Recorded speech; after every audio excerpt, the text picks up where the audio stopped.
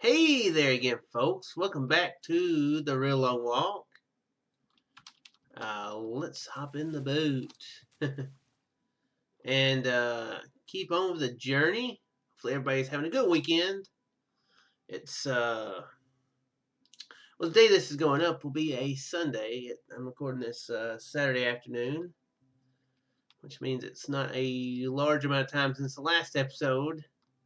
Only like a day and a half instead of the normal full 2 days. And considering I have, not the most exciting life, I don't have a lot of stuff to talk about today. So this may be a shorter episode. I say that now. Then it'll be like 1 hour later, and I'll find something to go off on a tangent about, and I'll be like, "Oh wait, guys, I guess I better end the episode now." So be ready for that. You can go down there. You can go and hover down on the taskbar there on YouTube and be like, "Oh man, he's telling the truth. It is a short episode." You can know that now, or you can be like, "Man, he is so full of it." He's saying this is a short episode. I'm saying 45 minutes there. He talked about stuff for 45 minutes. This is truly the end of times. Actually, that would not be that unusual at all. Yeah, that would be, yeah. It'd be more of a sign of terrible things happening if I were to only do like a 2 to 3 minute video, wouldn't it? So yeah, you should feel safe.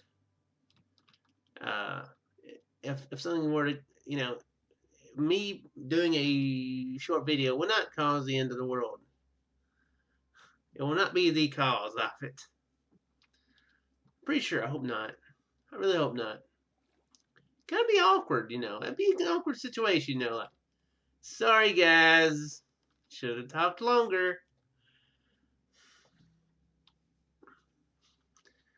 I don't know where these episodes begin at. I just start letting words fall out of my mouth, just like tumble out. I apparently don't really think too much about what order or any sense for those words to make. I just be like, words, go forth, expose yourself to the world, be free words. Yeah, that's weird, Shook. You do weird stuff sometimes. But you know what else does weird stuff sometimes? People who don't know how to do good segues. Speaking of somebody who doesn't know how to do good segues, yeah. Hopefully everybody's having a good weekend thus far. Now I guess I should begin from henceforth to mention that we are still raising money for Extra Life. The link is still down in the description. It will be there for a very long time. I've mentioned it in the last couple episodes, but we'll be streaming coming up soon. Hopefully within the next week, we'll be doing some testing, testing the waters with it, and then from then forward, hopefully doing some full blown live streaming for charity. Oh, bumped my head on the boat there. But yeah, this series will continue to be on my channel regardless.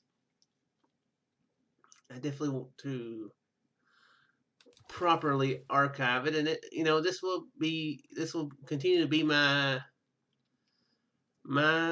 saying stuff series for whenever I just want to say stuff. It is my vlog, my vlog type deal. It's my way of getting thoughts off my chest. I don't feel very much pressure on my chest. It's almost like I have no thoughts ever. of any significant weight. Cool. It's kind of nice. I kind of have very, very slight asthma, so that's nice. That helps that out. I think I'm saying I'm a little bit. I was about to say airbrained, but that's kind of a combination of airhead and hairbrained. So yeah, that wouldn't make any sense. So don't say that, Shook. Yeah, we're still raising money for Extra Life. It's a good cause, excellent cause. Goes to Children's Miracle Hospitals in the United States and Canada. The specific hospital that I chose is Le Bonheur, which is one of the top tier children's hospitals in the world. So excellent cause. Any amount you can give would be excellent. So yeah, I'm gonna have to get used to that, talking about charity and trying to get people to donate. Because even though I work in retail, I've worked in retail for 10 years now, over almost 10 years. It's almost over 10 years that I've worked in retail. Actually, it'll be 10 years this year. Later this year, I think. Will it? I may already have been over 10 years. Wait. Or is it? It's either just under or just over 10 years. Well, it's not just over or just under. It's, I don't know. Did I start when I was 20 or 21? How old am I now? I think I'm 31. I think I'm 31. Yes, yeah, I am. Okay, I am.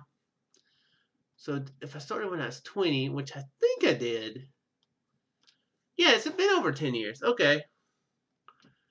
Wow.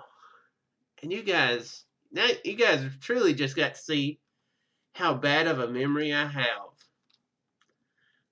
It took me like, how long was that? A minute to truly make sure how old I was? Sheesh, I was actually almost leaning towards 30. I was hoping senility would wait another 30 years before taking me. Oh, I just took that. Okay. What am I talking about? Okay, yeah, I'm talking about retail. Even though I've worked in retail for a very long time, which may very likely be over 10 years, very likely over 10 years, I do still feel weird about trying to get people to buy stuff, actively selling things.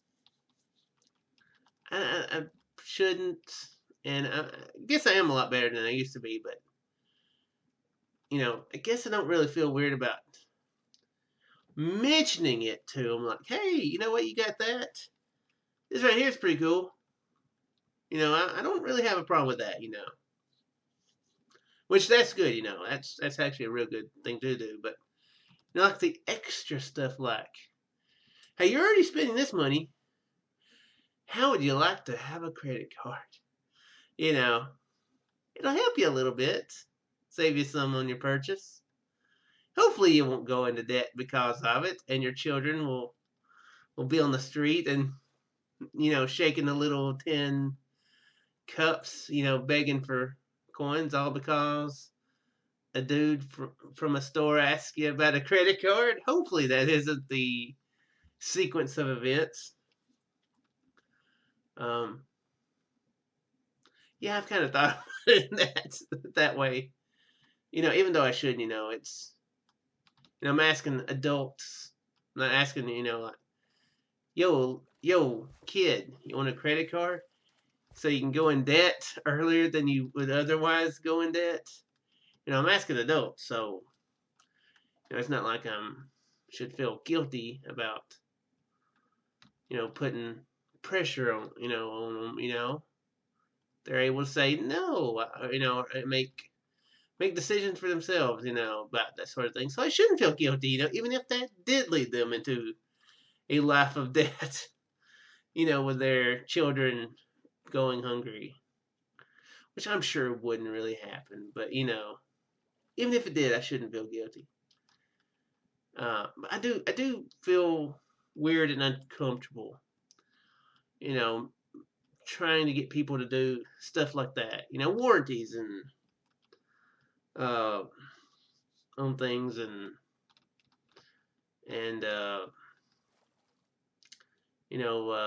surveys, work in a place where you can go online and do a survey, I'm like, I feel weird, bringing that up, to them. So that's going to kind of relate to the charity thing, like, even though it's an excellent cause, I'm going to have to get used to it, It'll be like, if you've got the extra funds, here's a charity you can support. I definitely wouldn't want anybody to donate to charity when they can't, when they have trouble supporting themselves or their family, That would definitely be something I would not want. Because, if you may wind up, if you were to donate to a charity and then wind up not having money to feed yourself, then you would have to, depend on a charity to do that, Kind of be, you know what I mean. It's not equaling out, So I guess I shouldn't worry too much about it, People who can, will make a rational decision, Am I able to do such a thing? And if so, then they will. I shouldn't feel weird or guilty about asking people to do such things. But it's gonna take a while for me to get used to. Yeah, it's definitely something I have to get used to. I know I can get used to it because I know I did get used to it at Toys R Us. I know back when I was working there and we were in the register, we would we did I think every year I worked there we supported Toys for Tots, which is a good charity. I didn't even think of that now that I think about it. That would be a good charity to support. That wouldn't be a bad thing to do. Maybe, in November, December, continue, supporting Child's Play, continue supporting Extra Life, but also be like, hey, Toys for Tots, good charity. Getting kids, making sure kids get toys, during Christmas. But yeah, during Christmas, at Toys R Us, I was real good about asking that sort of thing. You're supposed to do that, the bosses harp at you to do that, but I never really had trouble with it though. At least not after a while. I can't remember if I did have trouble with it. I didn't do like, hey, you want to donate $10 or $5 or whatever, I'd always start off with $1 and move from there, which I guess was, the whole guilt thing, like, being like, oh, you have to donate $5. You can't donate anything less than that, and if you don't, you're a terrible person, Always like to mention, start at the $1.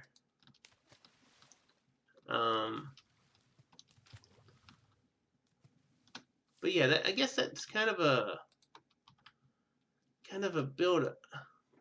build off of that. You know, it's probably what I need to channel to in order to continue to do this. I need more wood than I thought I did. Great.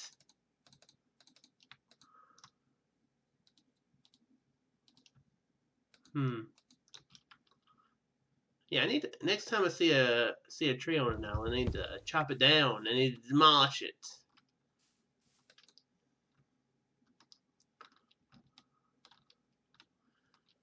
But yeah, I'm sure I'll get into a routine of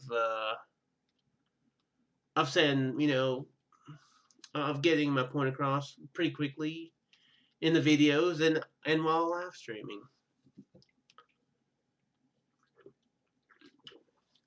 I'm not sure exactly. I guess this would be something that we need to test and try out exactly how we're going to push the charity while we're streaming, you know. I don't think we quite want to do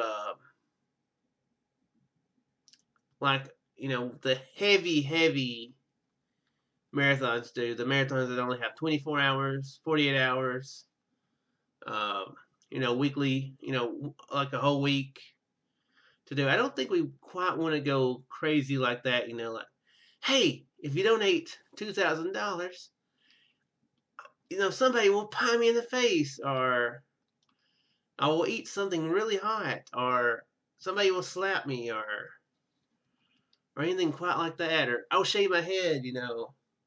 I'm not saying I wouldn't do those things, but I don't know if I'd, you know, maybe throughout the, it might be something we could do, you know, if we were to do a 12 or 24-hour marathon, we could have instances like that where there's goals to work towards, and, you know, tiers, and if you do, and if we get to this will happen, you know. That might be something that could work in that instance, but if we're going to be doing it, if somebody will be streaming from the Twitch channel almost every day, don't think that would be a good thing to do on a daily basis, you know, throughout the year. That might be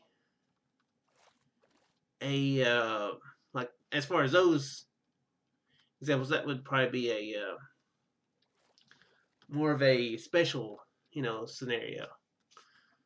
You know, like I said, during the marathon, during, you know, 12 or 24-hour marathons. So. Oh, there's a tree. I remember to chop it down.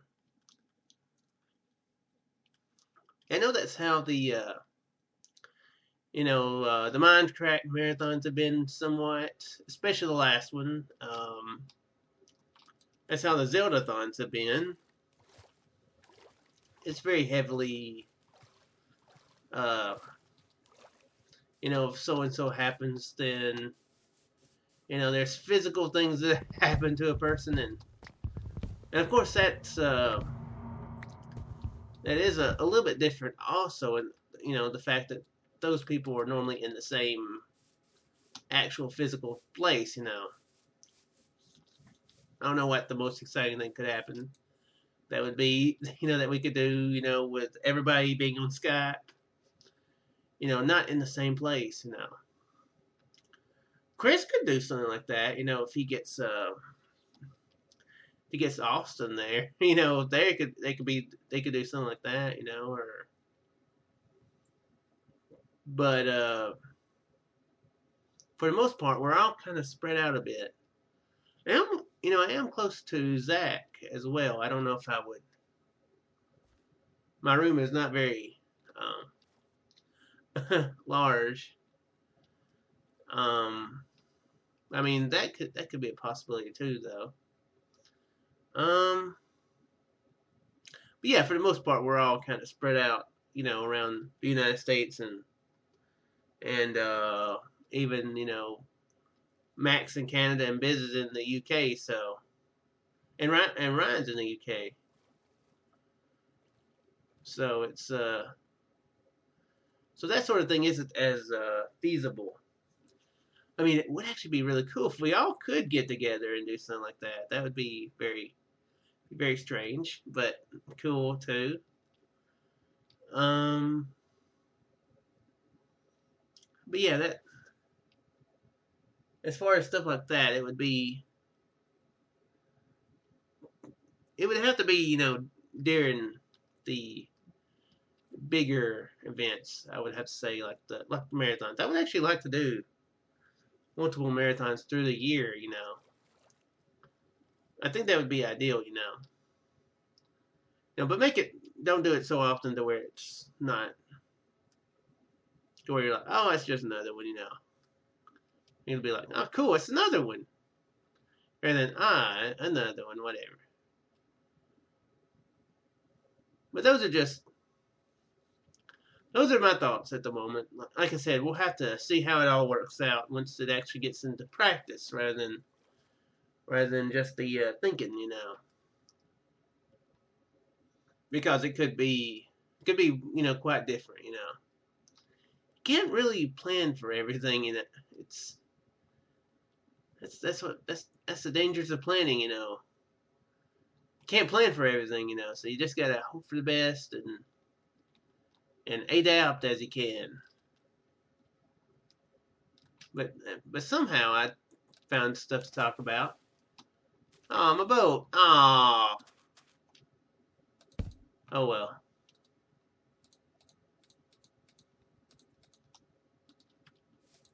We'll just make a new one. May as well. And yeah, I will go ahead and call the episode here. Like I've said before, the link to the charity is in the description down below. And the Twitch channel too. The new Twitch channel for the Gatekeepers that we'll be streaming from. Go ahead and follow that if you want to on Twitch. We're gonna be doing like did I say it in the last episode? I probably did, but in this one too, I'll say it. We'll very likely be doing some test streams this week, so go ahead and follow it if you want to be involved in the super secret live streams where we're testing things out. To be alerted through your email or whatever, You might can arrange it on your phone. I can't remember, but I know I get email notifications when people go live that I don't ever hardly watch. But yeah, all that stuff. I do sincerely hope you guys enjoyed. Just 10,000 blocks to the one big 000,000. And I will see you guys in the next episode. Farewell.